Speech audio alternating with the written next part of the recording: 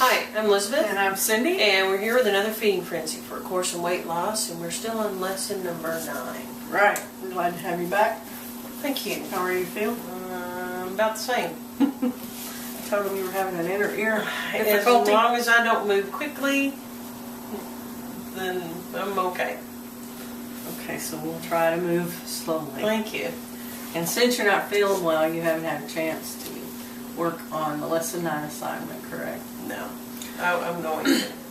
Okay. I'm going to. All right. I'm going to try to work on that today. So we're still on lesson 9, but we're going to finish that up today, hopefully, and we'll be moving on to lesson 10 for tomorrow. Do you have any more insight on lesson 9 about inhabiting your body?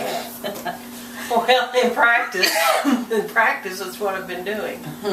You know, I could have fought through the symptoms of the inner ear, you know, and just dealt with it. And I chose to listen to what my body is telling me. Good for you. You know, and so even if that means slowing down or putting on hold things I would rather not, then I choose to listen to what my body's telling me. Good, good. And you're still writing your 30 a day, or 30 at morning and 30 at night statements about feeding your mind, or feeding your hunger. I think we got one more to do tonight. Okay. So was that changed any for you throughout that long process? No, like I said, I got out of it, I think, what I was meant to get out of it after the first couple of times. And right now it's just completing the exercise, you know. But I felt it was important to complete it. Even though I don't necessarily feel I'm getting a lot out of it now, it's still important to me to complete it, to finish it. I think it may be putting stuff into our subconscious mind without our realizing, so we do want to finish it. Right. I don't necessarily have a conscious realization of what it's doing, but I know enough to know that the subconscious is getting what it needs. Yeah. So just to be honest, I completely forgot about it yesterday, so I skipped a day in there. no, not feeling good. Yeah, with you not feeling good and us being off track, I just completely forgot about it. So, but we resumed this morning and we'll finish up tonight and we should be done. Or are we done? Maybe we are done. I don't know. I thought we were done, but okay. We will look at it and see. But we want to definitely give that the 3 days that we were supposed to. Okay, so yesterday when you were gone, I had Mallory on again. And put more of her discussion in there, and had some really good response. Good. To that video. And had some more David in there, and more good response. Good. So hopefully, you being gone, we may do without you, but we're glad to have you back. Thanks. So today, since you're still not feeling up to par, and since we haven't finished the exercise, I'm going to stick to the rest, or at least more of Mallory in there in the discussion we've had with her. Once we started her, we couldn't get her. That was a good discussion, though. I mean, it was a really good discussion. She really had a lot of good things to say, you know, and it was good to get her perspective. It was good for me to hear the mistakes I made and the things I did right without even knowing, you know, and to see the things that I did without even knowing that it did affect her body image or that happened to her throughout her life. So hopefully that'll help somebody else. Oh, I think it will. Yeah. So we're going to show more Mallory and then we'll be back at the end. Were you intimidated the first time you went into the gym?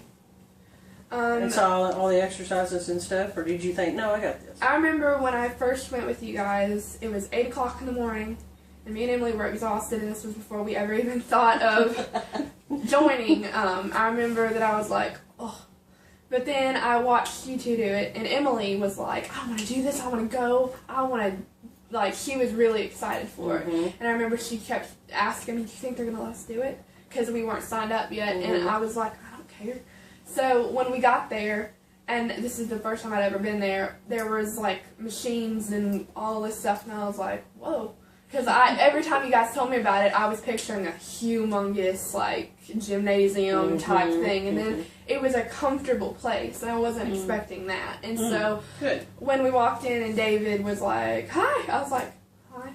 And I was like really, you know, I'm an awkward person, so I was really uncomfortable the first time we ever went. But then, you know, we all sat there, and he was like, you want to row? And I was like, okay. So I sat on the machine, and I was like, what do I do? And, you know, him telling us how to do everything, that's a big thing, you know, and I really liked doing everything. And I remember when she came home and told me that I was going to get to do it, I remember thinking, the first thing I thought of was, is someone going to do it? Oh my God. Because it's hard to go through working out by yourself, because I've tried to do it before, and it's just like been, no. Because, every time you try to do something, there's a big part of you that even when you feel sad, half of you doesn't even realize it, and so you need someone to be there to be like, you're sad and you need to get over it. So having Emily there to do that, and I try to do the same for her, because, when she's sad and she doesn't even notice it, because that's something that people do, especially when you're 15, you're just like, oh. And you think, I have to do the dishes, that's why I'm mad. But then someone's like, that's not why you're mad. And, it's just having someone there to say, that's how, this is how you feel, even if you don't notice it, it's not fun, or it's fun, but, like, it's helpful. And having someone to be there and say, you're not mad about that, you're mad because you weighed a pound more than you did the other day, And having someone say weight doesn't matter is a big thing. And I just don't understand how all parents don't tell their kids that, because she always never made me feel bad about how I weighed. And she always, I don't know if she's ever said it, but she always gave me the feeling of weight does not matter, and it never has. And I remember being little and thinking, I'm going to be thin forever. And then as I got older and as I got bigger, it was like, oh. And so, I didn't really care until I was 12. And when I was 12, I was like, well, it's too late now. And so I kept eating and kept eating. And then when I was 13, I was like, well, I can do this. I can go on a diet and I can, do this. Because when I was 13, I actually legitimately thought I was going on a diet. Looking on it now, I know that it was just replacing. But back then I was like, I'm on a diet. I'm going to do this.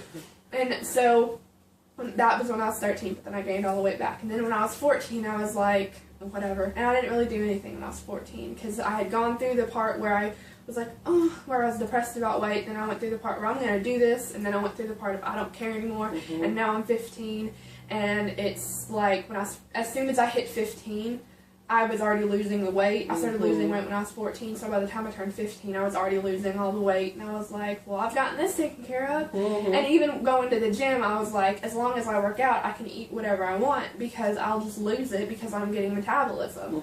And so I was just like, so I can go home and eat grilled cheeses with my ice cream and macaroni and all this stuff, and it doesn't matter, because I'd go in and I'd weigh the same.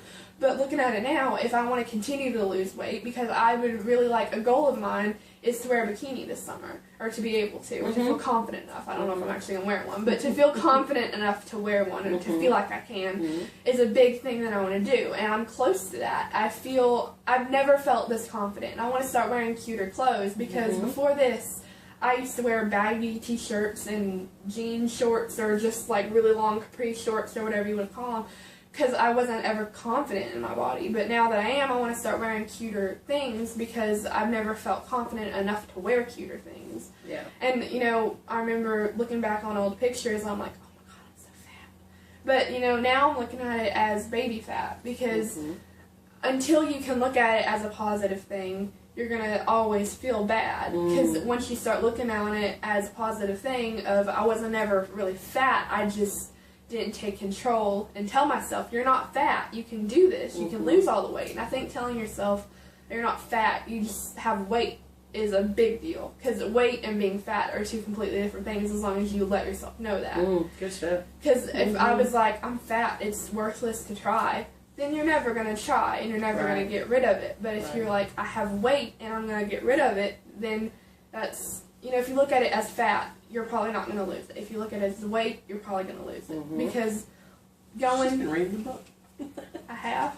It sounds like it. Because if you look at it, when you go to a workout person like David or a doctor, they try and if they use the word fat, they're talking about certain things. But when they talk to you about losing weight, they always use the word or term weight. They never say fat, because they know that fat and weight are two completely different things. Because if you have weight you want to lose, then you're going to look at it as, this is weight and I'm going to lose it. But if you look at it as, I'm fat and I'm going to stay fat, then you're going to stay fat. Or even if you look at it as, I'm fat and I'm going to lose the fat, it's going to be a harder workout, because you're going to look at it as, I'm doing this to lose the weight or lose the fat. If you look at it as, I'm doing this for myself to feel better, it's much different and much more empowering than I'm doing this to lose fat, you know.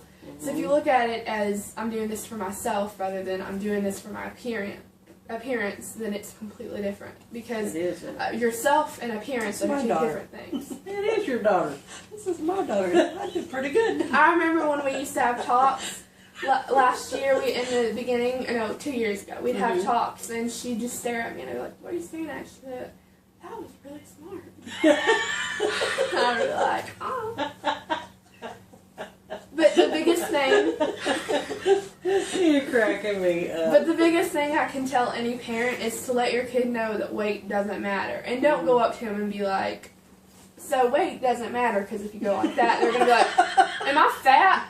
Are you telling me that I'm fat? Don't do it like so that." then tell us how to say it. How do we Well, say I mean, for me, I've always grown up with her trying to lose weight, and then I'm like, "Well, do I need to lose weight?" And she's always been like, "Well, do you want to lose weight?" And she's never said you need to or you should. She's always been, "Well, do you want to?" And I think coming to your kid with that approach rather than you need to or you should or do you want to, I think that, don't make your kids feel like they need to lose weight, because that's the worst feeling ever, when you feel like someone else thinks you should lose weight. It's just like, because then you feel worse about yourself, and then you're also mad at that person, so you put all your attention on that, and you're like, "Well, I'm going to eat while I'm mad at this person, because that'll make me feel better, because then I'll have food to think about instead of that person." And I think that because I think when you are mad at someone, like if someone says, you have a zit, you're going to think, "Oh, I need to go cover that up." If someone says, "You're fat, I need to lose this fat,"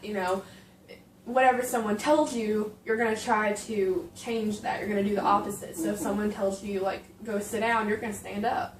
If, like, depending on what the person is, like, if an older brother who's mean to you is like, "You're fat," you're going to be like, "No, I'm not." You're going to try to lose all the weight. If, like, your mom says you have a zit, you're going to be like, "Oh, crap, I have to go cover it up." Because, your mom is one of the biggest, is the biggest influence, if you let her, because sometimes you can let celebrities become your biggest influence. But for me, always growing up, it was Mama and Grandma and all those people influenced my appearance, and it was just like, well, Mama doesn't wear makeup, so why should I? And I've always looked at makeup as a fun hobby. I've never said I need to wear makeup. I've told myself since I was like 13, when I started wearing makeup all the time, if you ever wear makeup to make yourself feel good, you're not allowed to wear it ever again. Because I've always said, I may have a zit or two, but that doesn't matter, because makeup is for fun for me. And sometimes, I'll put makeup on to cover up a zit or two, but I don't put it on to make myself feel better. And I've kept true to that promise. If I ever put makeup on to make myself feel better, then I'm not allowed to wear it. So after the 10-day challenge and eating healthy, is it something that you think you can finish, or are you like, yay, ramen noodles? It was like that. Like the other day, after when you made the chili, me and Emily have gotten to the point. The other day when you guys were gone, we made a grilled cheese, and we were like, "Okay, we'll make grilled cheeses, and that'll be our one splurge day of this whole thing." And we were like, "We're gonna split a Sprite. I can drink half of it, and you can drink half of it." And so the other night when you made the chili,